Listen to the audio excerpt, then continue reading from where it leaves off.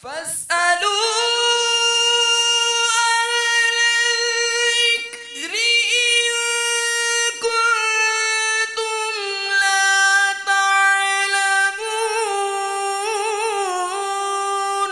تو اے لوگو علم والوں سے پوچھو اگر تمہیں علم نہ ہو۔ صلوا علی الحبیب صلی اللہ علی محمد صلی اللہ علیہ وسلم۔ الحمدللہ رب العالمین والصلاة والسلام علی سید الانبیاء والمرسلین، اما بعد فاعوذ باللہ من الشیطان الرجیم، بسم اللہ الرحمن الرحیم، الصلاة والسلام علیک یا رسول اللہ وعلی آلک وصحبہ یا حبیب اللہ۔ آیت کا ابتدائی پہلا حصہ ہم نے کل اس کی تفسیر سنی تھی، بقیہ آدھا حصہ انشاءاللہ ہم آج سنیں گے۔ اس آیت کے اندر مال کو صدقہ کرنے کے بارے میں بھی ارشاد فرمایا گیا۔ اب جو اس آیت کے اندر مال کو صدقہ کرنے کے 6 مصرف بیان کیے گئے ہیں، وہ 6 مصرف کون سے ہیں؟ پہلا ہے رشتہ داروں پر خرچ کرنا۔ رشتہ داروں پر خرچ کرنا زیادہ افضل ہے۔ کیسے؟ حضرت سیدنا سلمان بن عامر رضی اللہ تعالیٰ عنہ سے روایت ہے، تاجدار رسالت صلی اللہ علیہ وسلم نے ارشاد فرمایا، رشتہ دار کو صدقہ دینے میں 2 ثواب ہیں، ایک صدقہ کرنے کا، ایک صلح رحمی کرنے کا۔ قریبی خونی رشتہ دار ہے، اس کو صدقہ دیں گے تو صلح رحمی کرنا، چونکہ قرآن نے اس کا بہت زیادہ ذکر فرمایا ہے، اس کا ثواب بھی ہوگا اور صدقہ کرنے کا ثواب تو ہے ہی ہے۔ اور پھر افضل کیا ہے؟ افضل یہ ہے کہ اس رشتہ دار کو دیا جائے جس نے آپ سے قطع تعلق کر لیا، جو آپ سے دور چلا گیا ہے، وہ آپ سے بولتا ہی نہیں ہے، اس رشتہ دار کو صدقہ دیں گے، یہ زیادہ ثواب ہے کہ جب اس کو صدقہ دیں گے تو وہ آپ کے اور قریب آئے گا، وہ جو دشمنی تھی وہ ختم ہو جائے گی۔ اس آیت کے اندر دوسرا مصرف بیان ہوا یتیموں پر خرچ کرنا۔ یتیموں کے تعلق سے تو ہم بے شمار دفعہ میں عرض کرتا رہتا ہوں، یہاں پر بھی ایک حدیث لکھی ہے، سماعت فرمائیے، جس نابالغ شخص کے باپ کا انتقال ہو چکا ہو۔ اچھا، یتیم جو ہے وہ نابالغ ہی ہوتا ہے، جو بالغ ہو جائے وہ پھر یتیم نہیں رہتا، وہ یتیمی کی اس وصف سے نکل جاتا ہے۔ ہم تو بڑے بڑے باپوں کو بھی کہتے ہیں نا جی یہ تو یتیم ہے، میٹر ہے، اس کی ماں بھی مار گئی، پیو بھی مار گیا، بھائی وہ تو خود ماشاءاللہ اب اتنا بڑا ہو گیا کہ اس کے اپنے بچے ہو گئے۔ تو جو نابالغ ہے وہی یتیم ہے، جب بالغ ہو جائے گا تو یتیمی کی صرف سے نکل جائے گا۔ جس نابالغ شخص کے باپ کا انتقال ہو چکا ہو تو اسے یتیم کہتے ہیں۔ حضرت سہل بن سعد رضی اللہ تعالیٰ عنہ سے روایت ہے، رسول اللہ صلی اللہ علیہ وسلم نے ارشاد فرمایا، جو شخص یتیم کی کفالت کرے اور میں اور وہ، یعنی وہ جو کفالت کرنے والا ہے، ان دونوں کے بارے میں سرکار نے فرمایا کہ ہم دونوں جنت میں اس طرح ہوں گے، یعنی اپنی دونوں انگلیوں کو ملا کر فرمایا کہ میں اور وہ جنت میں اس طرح ہوں۔ مسکینوں پر خرچ کرنا۔ مسکین کسے کہتے ہیں؟ مسکین کی تعریف بھی یہاں پر لکھی ہے، اور مسکین جو ہے وہ اس پر خرچ کرنے کے ثواب بھی زیادہ ہے۔ حضرت ابو ہریرہ رضی اللہ تعالیٰ عنہ سے روایت ہے، رسول کریم صلی اللہ علیہ وسلم نے ارشاد فرمایا، مسکین وہ نہیں جو لوگوں میں گھومتا رہتا ہے۔ آج کل تو ہم پیشے ور بھکاریوں کو سمجھتے ہیں، یار بڑا مسکین آدمی ہے، بڑا غریب آدمی ہے۔ مسکین وہ نہیں ہے، سرکار فرما رہے ہیں مسکین وہ نہیں ہے جو لوگوں کے درمیان گھومتا رہے اور ایک یا 2 لقمے چنتا رہے، 1-2 کھجوروں پر خوش ہوتا رہے، جس نے کھجور دے دی بس ٹھیک ہے جی، ایسا نہیں، یہ شخص مسکین نہیں ہے۔ صحابہ کرام نے عرض کی، یا رسول اللہ صلی اللہ تعالیٰ علیہ وسلم پھر مسکین کون ہے؟ ارشاد فرمایا، جس کے پاس اتنا مال نہ ہو جو اس کی ضروریات سے اسے مستغنی کر دے، یعنی کوئی بھی چیز نہیں ہے، ایک تو کھانے پینے کا مال، یعنی گھر میں کوئی ایسی چیز ہی نہیں ہے جس کو بیچ کر وہ اپنے گھر میں کوئی کھانے پینے کا راشن ڈلوا سکے، اور اس کے آثار سے مسکینی اور فقر کا پتہ بھی نہ چلے، یعنی وہ ایسا نہیں ہے کہ وہ اپنی شکل اور اپنے کپڑوں کی حالت ایسی بنا کر لوگوں کے سامنے آئے کہ لوگ کہیں یار یہ تو بڑا مسکین ہے، اس کی حالت سے پتہ بھی نہ چلے کہ یہ مسکین ہے اور وہ سوال بھی نہ کرے، ایسے شخص کو دینا سرکار نے فرمایا کہ یہ جو ہے صدقہ افضل صدقہ ہے۔ اللہ اکبر۔ مسافروں پر خرچ کرنا۔ حضرت ابو ہریرہ رضی اللہ تعالیٰ عنہ سے روایت ہے، رسول اللہ صلی اللہ علیہ وسلم نے ارشاد فرمایا، مومن کو اس کے عمل اور نیکیوں سے مرنے کے بعد بھی یہ چیزیں پہنچتی رہتی ہیں۔ عموماً ہمارے یہاں سوال ہوتا ہے نا جی یہ اصال ثواب تم کرتے ہو قبر کے کس حصے سے اندر جاتا ہے؟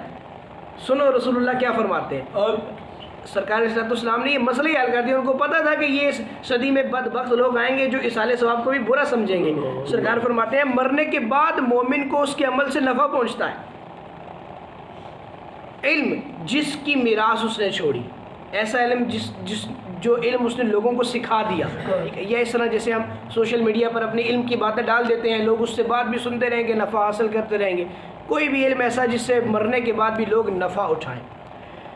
ایسا علم جس کی اس نے اشاعت کی، کتابیں لکھ دی، کتابیں لکھ کر چھوڑ دی، لوگ اس کے مرنے کے بعد بھی اب دیکھیں نا ہم یہ جس کی تفسیر لکھی چلے یہ تو بھی حیات ہے، لیکن کئی جس کی ہم درس فقہ جس کا دیتے ہیں 1000 سال ہو گئے اس کو دنیا سے گئے ہوئے، لیکن آج بھی ہم اس کی کتاب سے لوگوں کو پڑھا رہے ہیں، لوگوں کو سکھا رہے ہیں، تو نفع ان کو قبر میں نفع پہنچ رہے ہیں۔ نیک اولاد چھوڑے، ایسی اولاد جو نیک ہو، بعد میں نمازیں پڑھنے والی ہو، یا مصحف قرآن شریف، ایسا قرآن شریف جس کے بعد بھی لوگ اس کو پڑھیں، یا مسجد بنائی، یا مسافر کے لیے مکان بنا دیا، یا نہر جاری کر دی، یا اپنی صحت اور زندگی میں اپنے مال سے صدقہ نکال دیا جو اس کے مرنے کے بعد اس کو ملے۔ صدقہ کوئی ایسا نکال دیا جو مرنے کے بعد بھی لوگ اس کو کھا رہے ہیں، کوئی ایسا سسٹم بنا دے کہ لوگ اس صدقے میں سے کھاتے رہیں، تو یہ اس کے مرنے کے بعد بھی اس کو نفع ملتا رہے گا۔ سائلوں کو دینا، سائلوں سے مراد کیا ہے؟ سائلوں سے مراد وہ نہیں جیسے میں نے پہلے بتایا کہ پیشہ ور بھکاری، پیشہ ور بھکاری جو ہے وہ سائل نہیں ہے۔ سائل کون ہے؟ جس پر سائل سوال کرنا شریعت لازم کر دے، جیسے مجاہد ہے، جہاد کر رہا ہے، جہاد میں نکلا ہوا ہے، اب اس پر سوال جائز ہے، وہ سوال کر سکتا ہے، تلوار ٹوٹ گئی ہے کسی کو کہہ سکتا ہے کیونکہ اس کے پاس تو پیسے نہیں ہے، وہ تو جہاد میں ہے، کاروبار تو نہیں کر رہا، وہ نوکری تو نہیں کر رہا، وہ تو جہاد کر رہا ہے، تو وہ سوال کر سکتا ہے کہ مجھے تلوار لے دی جائے، یا مجھے گھوڑا لے دیا جائے، یا مجھے زرہ لے دی جائے۔ اس طرح کا سوال مجاہد کے لیے کرنا جو ہے وہ جائز ہے۔ علم دین حاصل کرنے کی طلب میں جو نکلا ہوا ہے، مسافر ہے، علم دین حاصل کر رہا ہے، علم دین حاصل کر رہا ہے، ظاہر ہے وہ نوکری نہیں کر رہا، اس کے لیے سوال کرنا جائز ہے۔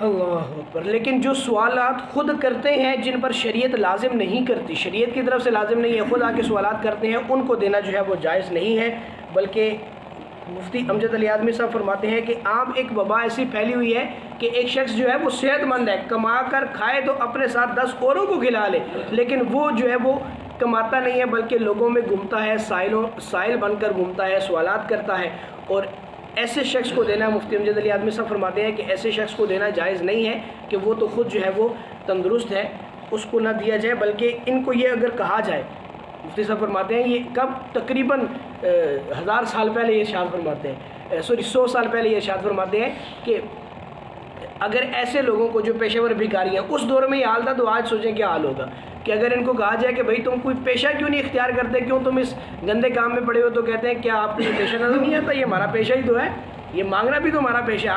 آج کل بھی ایسے آپ کسی فقیر کو ایسے پکڑ کے کہیں نا، وہ کہے گا جی ہمارا یہی پیشہ ہے، ہم یہی کرتے ہیں، ہمیں اور کچھ آتا ہی نہیں ہے۔ بھائی کیوں نہیں کچھ آتا؟ نوکری کرو، مزدوری کرو، دیہاڑی لگاؤ۔ اللہ ہمیں ہدایت عطا فرمائے۔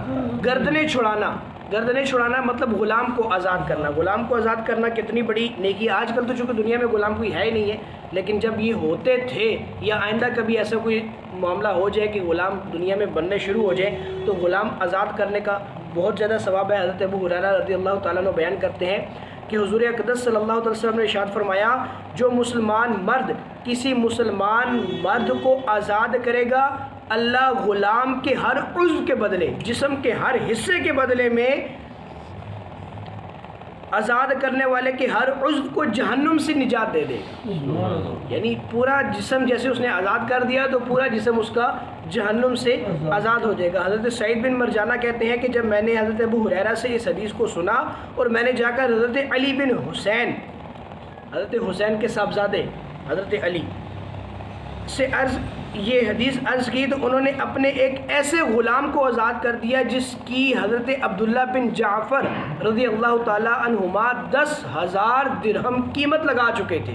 یعنی وہ بندہ اگر ان کو بیچتے تو 10,000 درہم ملتے، آپ نے وہ 10,000 درہم یوں سمجھے کہ صدقہ کر دیا اور اس غلام کو آزاد کر دیا۔